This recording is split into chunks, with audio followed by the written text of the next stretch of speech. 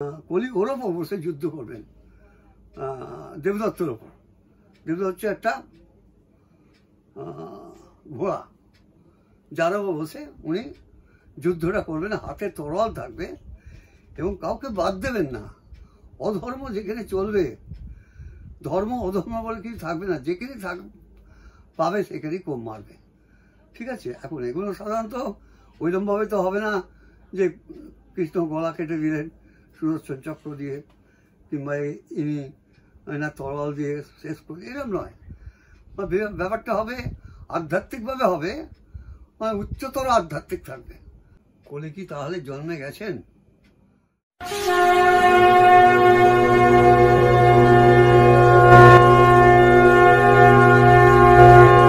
প্রণাম গুরুদেব। হ্যাঁ, প্রণাম প্রণাম প্রণাম। দর্শক বন্ধুদের ইউটিউব চ্যানেল গুপ্ত সাধক শ্যামাখ্যাপা 2.0 স্বাগত জানাই।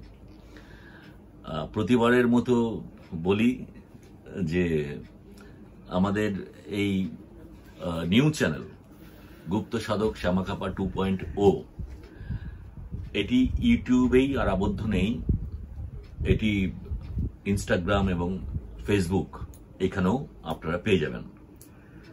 লিংক ডেসক্রিপশন বক্সে আছে। আপনারা শুনেছেন গত এপিসোডগুলোতে গুরুদেব জগন্নাথ দেব নিয়ে কিছু কথা বলেছেন, নিজের মতো করে বলেছেন, যেটা বলেন। আর এবারে গুরুদেবের মুখ থেকে কিছু শুনবো, সেটা আমি গুরুদেবকে জানতে চাই। গুরুদেব, এই যে কলি যুগ চলছে, এবং এই কলি যুগ এবং কল্কি অবতার দুটো আলাদা, দুটো এক নয়। হ্যাঁ, না, অবশ্যই দুটো এক নয়। হ্যাঁ, কলি যুগ চলছে, হ্যাঁ, আর কল্কি অবতার আসছে। বেশ, আপনি বলতে শুরু করুন আপনার মতো করে। হ্যাঁ, কল্কি অবতার আসছেন এবং তার বংশ পরিচয় পাওয়া গেছে। স্বামী অচ্যুতানন্দ 600 বছর আগে পার্টিকুলার উনি লিখে দিয়ে গেছিলেন ওনার জ্ঞানচক্ষু দিয়ে, যে ওনার জন্ম হবে বিষ্ণু যশ নামক এক ব্রাহ্মণের বাড়িতে। তার মা হবেন সুমিতা, পিতা হচ্ছে বিষ্ণু যশ। হ্যাঁ, বিষ্ণু যশ, মা সুমিতা, এবং জন্মগ্রহণ হবে সন্তল গ্রাম, অর্থাৎ আমার মনে হয় উড়িষ্যার বর্ডারে কোথাও জন্মগ্রহণ করে, উড়িষ্যা বর্ডারে সম্বলপুর, এই জায়গায় ওনার জন্মটা হবে। আর যারা লিখেছিলেন 600 বছর আগে, তাদের নামগুলো একটু পড়ে দিই।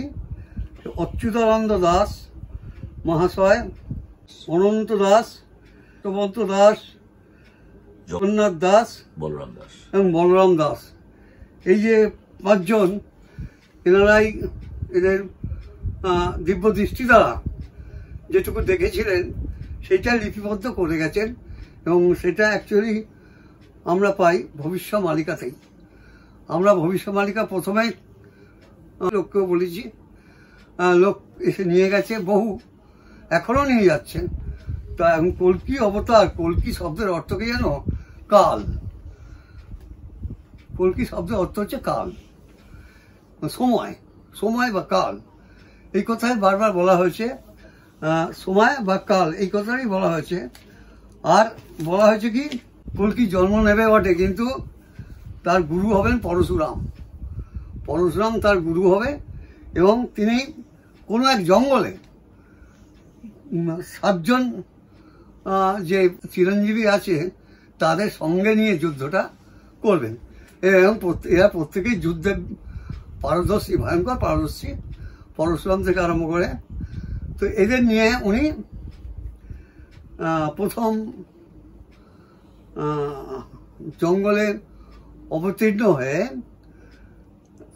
যুদ্ধ শিখবেন, যুদ্ধের কৌশল যেটা, সেটা শিখবেন কার কাছে? এক অশ্বত্থামা। এই অশ্বত্থামা কৃষ্ণকে খুঁজে বেড়াচ্ছেন, তার কারণ হচ্ছে কি, ওনার মাথার মণিটা উনি কেড়ে নিয়েছিলেন। হ্যাঁ, এবং ঘা হয়ে গেছিল, রক্ত পড়ছে, এখনো রক্ত পড়ছে। তা উনি আছেন, ওনার উনি অপেক্ষা করে আছেন কৃষ্ণের সঙ্গে দেখা করার জন্য, 1 নম্বর। 2 নম্বর হনুমান। তোমরা হনুমান সম্বন্ধে সবই জেনেছ যে হনুমান এখনো বিরাজমান, পুরীর জগন্নাথ ধামে বিরাজমান, ঠিক আছে। এবং উনি সম্পূর্ণ এয়ারটাকে কন্ট্রোল করছেন। এবং বাসুদেব জগন্নাথ যখন ঘুমিয়ে থাকেন তখন যেন সমুদ্রের গর্জন তার কানে না আসে। এবং এয়ার যেটা বাতাস, একটা বাতাসে একটা ভাইব্রেশন আছে, এইটা যাতে বাবার কানে না যায় তার জন্য হনুমানকে রেখে দেওয়া হয়েছে এবং তাকে বন্দি করে রেখে দেওয়া হয়েছে, পায়ে শিকল বেরিয়ে পড়ে তাকে রেখে দেওয়া হয়েছে। 3 নম্বর হচ্ছে বিভীষণ, রাবণের ভাই বিভীষণ, নাম নিশ্চয় শুনে থাকবে, লঙ্কার রাজা এখন। তিনি কিন্তু অমর, তিনি কিন্তু ঘুরে বেড়াচ্ছেন কৃষ্ণের সঙ্গে দেখা করার জন্যে। এবং প্রমাণও পাওয়া গেছে উনি কৃষ্ণের সঙ্গে রাত্রে দেখা করতে আসেন, এটা কিন্তু প্রমাণ পাওয়া গেছে। ওনাকে ধরা হয়েছে, তো ধরার পরে উনি বলছেন আপনি আমাকে এখানে আসতে বারণ করছেন, এখানে স্বয়ং কৃষ্ণ আছেন, আমাকে আসতেই হবে, স্বয়ং নারায়ণ আছেন, আমাকে আসতেই হবে। তো আর কেউ কিছু কোনো কথা বলেনি। তারপর হচ্ছে কৃপাচার্য। কৃপাচার্যের নাম শুনেছো তোমরা? কৃপি, কৃপি শীতলাকে বিয়ে করেছিলেন, এই জন্যে তার নাম হলো কৃপি। হ্যাঁ, কৃপাচার্য, কৃপি। শীতলাকে বিয়ে করে উনি কৃপি হয়েছিলেন, ঠিক আছে, এটা একটা ব্যাপার। তারপর হচ্ছে বলি। বলি হচ্ছে তোমরা জানো বোধ হয় পৃথিবীর মাথায় পা রেখে দিয়ে আছেন যিনি অত্যধিক ব্রাহ্মণ, এবং ওনার তুলনা করা চলবে না, কারণ উনি সবার ওপরে, সবার ওপরে, সবার ওপরে। বলি নারায়ণের মাথায় পা রেখেছিলেন। যাই হোক, সেও একটা ব্যাপার। আর ব্যাসদেব, যিনি কি রচনা করেছেন? মহাভারত।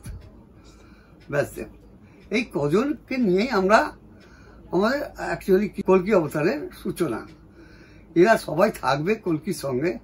এবং স্বয়ং কৃষ্ণ একটা কথা বলেছিলেন যে যুদ্ধ শেষ হয়নি, আর একটা দিন যুদ্ধ লাগবে, আর একটা দিন যুদ্ধ করা উচিত। কেন না, যারা যুদ্ধে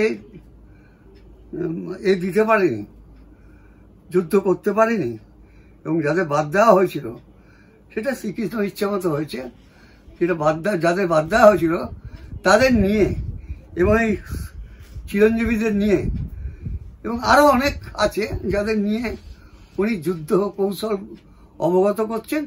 এবং এটা হয়ে গেলে উনি মানে নেমে যাবেন, একদম পুরো যুদ্ধে মাত্র হয়ে যাবেন। এখন কলি হচ্ছে কদাকার, কল্কি হচ্ছে কদাকার। এই অন্ধকারময় জগতে বাস করে, একে জানতে পারবে না, বুঝতে পারবে না, এ কিন্তু এর কাজ করে যাবে। তুমি একে বুঝতেও পারবে না, জানতেও পারবে না। কল্কি অবতারকে তুমি জানতেও পারবে না, বুঝতেও পারবে না, কাজগুলো হয়ে যাবে। কিন্তু কিভাবে হবে বলা শক্ত, আমি জানি না। এই কাজগুলো কল্কি করবে। এবং আরো একটা কথা, কল্কি দেশ ছেড়ে বিদেশেও ছুটবে, কারণ বিদেশে আমাদের যে সমস্ত জিনিসগুলো চলে গেছে, অতি মূল্যবান সম্পদ চলে গেছে, কোহিনূর মণি, এইসবগুলো চলে গেছে, এইগুলো ফেরত আনার চেষ্টা করবেন উনি, এটাও বলা আছে। তবে কিছু কিছু ক্ষেত্রে ব্যতিক্রম ঘটবে হঠাৎ করে। যেমন মানুষের আয়ু 20 বছর থেকে 50 বছরের মধ্যে হয়ে যাবে, মানুষ বেশি দিন বাঁচবে না। এবং মানুষের দেহ হবে বেগুন গাছের সমতুল্য, বেগুন গাছেও হাত পাবে না, ঠিক আছে না? তো এটা বলা হয়েছে কলির ধর্মেতে, কল্কির ধর্মেতে এটা বলা হয়েছে। আর কলি অত্যাচারী, প্রচন্ড অত্যাচারী। এটা নারায়ণ তো রক্ষা করছেন পৃথিবী, কিন্তু কল্কি এ রক্ষা টক্ষার কোনো ব্যাপার নেই, এই যাকে পাবে তাকে শেষ করে দেবে, জানতেও পারবে না মানুষ, ঠিক আছে, মানুষ জানতেও পারবে না। এইভাবেই চলছে বা চলবে। কলি সম্বন্ধে তোমরা তো অনেক কিছু অনেক প্রশ্ন করেছে আমাকে কলি সম্বন্ধে। তো এই কলি সম্বন্ধে প্রশ্ন করো না বাবা, এ অতি ভয়ঙ্কর। এ হচ্ছে একদম অন্ধকারময় জগতে। হ্যাঁ, একে একে একে কেউ কন্ট্রোল করতে পারবে না বাবা। 7 জন মনীষী যারা অশ্বত্থামার মতো রয়েছেন এবং আর যারা আছেন, আর যারা যোগ দিতে পারেননি, বহু লোক কুরুক্ষেত্রের যুদ্ধে অংশগ্রহণ করতে পারেনি, তাদের প্রত্যেককে নেওয়া হবে, প্রত্যেককে নিয়ে যুদ্ধ শুরু হবে। আর যুদ্ধ বলতে কি যুদ্ধ? ওনার যে ঘোড়া আছে, ওনার দেবদত্ত বলে ঘোড়া আছে, ওনার ঘোড়ার পাটা খারাপ হয়ে গেছিল, একটা পা। তো যাই হোক, এখন ভালো হয়ে গেছে। মানে কলি অবতরণের ফলে ওনার পা ভালো হয়ে গেছে এবং উনি এখন ছুটতে দৌড়তে সব কিছু করতে পারবেন। ওইটাই হবে কলি ওর ওপর বসে যুদ্ধ করবেন, দেবদত্তর ওপর। দেবদত্ত হচ্ছে একটা ঘোড়া, যার ওপর বসে উনি যুদ্ধটা করবেন। হাতে তরোয়াল থাকবে এবং কাউকে বাদ দেবেন না। অধর্ম যেখানে চলবে, ধর্ম অধর্ম বলে কিছু থাকবে না, যেখানে পাবে সেখানেই কোপ মারবে।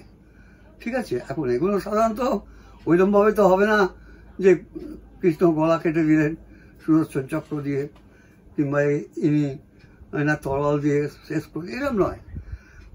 ব্যাপারটা হবে আধ্যাত্মিকভাবে হবে, মানে উচ্চতর আধ্যাত্মিক থাকবে, উচ্চতর আধ্যাত্মিক থাকবে। এবং বিশেষ করে যারা বেধর্মী আছেন, এই বেধর্মীতে ওনারা মারবেন। হ্যাঁ, যারা ধর্মচ্যুত হয়েছেন, এই বেধর্মীগুলোকে উনি মারবেন এবং অতি সতর্কপণে মারবেন, এটাও বলা হয়েছে।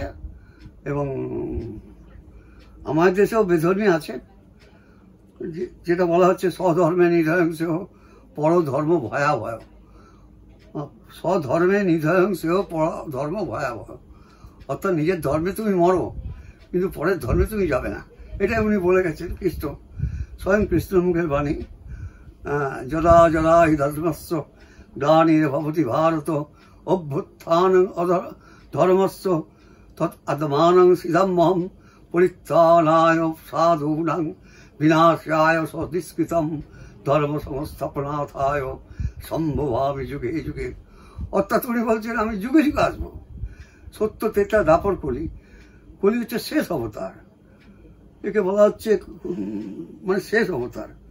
সুতরাং কলি হবে ভয়ঙ্কর এবং অন্ধকারময় জগতের লোক হবে, এবং একে সাহায্য করবেন যারা। আর কিছু লোক থাকবে যারা কলিযুগে এই এতে অংশগ্রহণ করতে পারে, কুরুক্ষেত্রের যুদ্ধ অংশগ্রহণ করতে পারে। এটা হয়তো বারবারিক আছেন, অনেকে আছেন যারা যুদ্ধ করলে হয়তো ভয়ঙ্কর যুদ্ধ হতো, তাদের বাদ দিয়েছিল। সেই জন্যে এটা একটা ভয়ঙ্কর ব্যাপার বলতে পারো যে কৃষ্ণের, যে এই যুদ্ধটা আবার একদিনের জন্য হবে, একদিনের জন্য হবে যুদ্ধটা। যুদ্ধটা কোথায় হবে তাও বলা হয়নি, কিন্তু কিছু যুদ্ধ হবে এইটুখানি বলা হয়েছে। ভারতবর্ষের মধ্যেই হবে, ভারতবর্ষের বাইরে তো আর হবে না, ভারতবর্ষের মধ্যেই হবে। সেই জন্য একটা জিনিস আপনারা খেয়াল করবেন, কল্কি অবতার মোটেই ভালো নয়। কল্কি শব্দের অর্থ সময়, কল্কি শব্দ অর্থ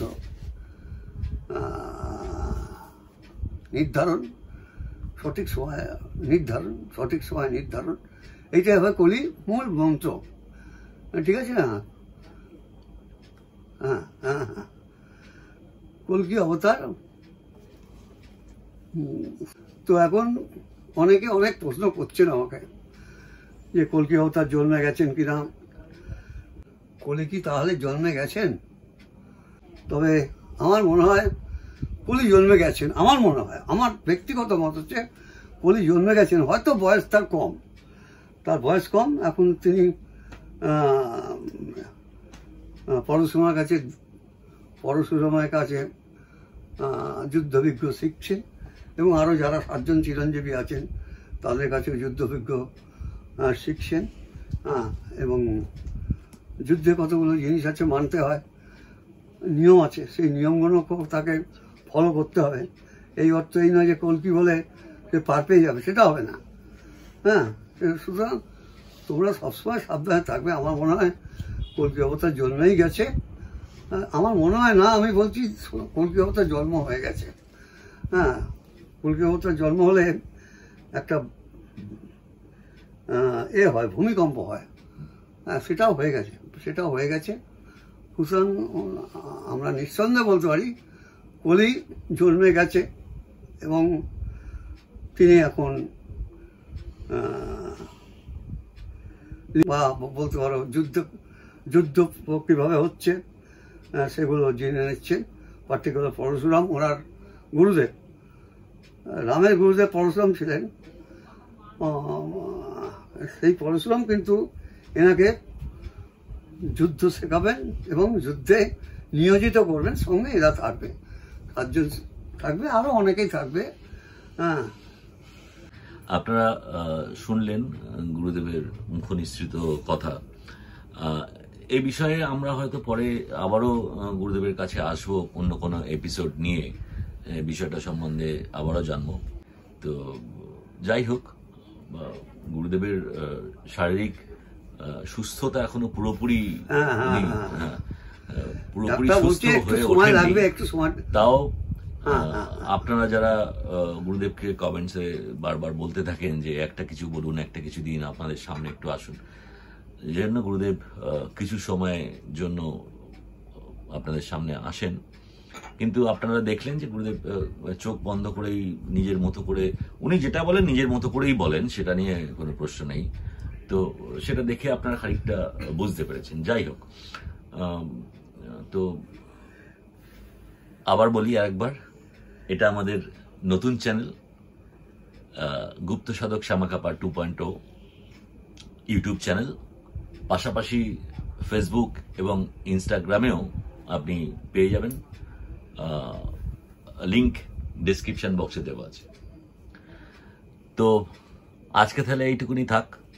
সবাই খুব ভালো থাকবেন, সুস্থ থাকবেন। তবে একটা কথা তোমাদের বলে রাখছি, কলি জন্মে গেছেন, এর মধ্যে কোনো ভুল নেই। হ্যাঁ, প্রণাম গুরুদেব। প্রণাম।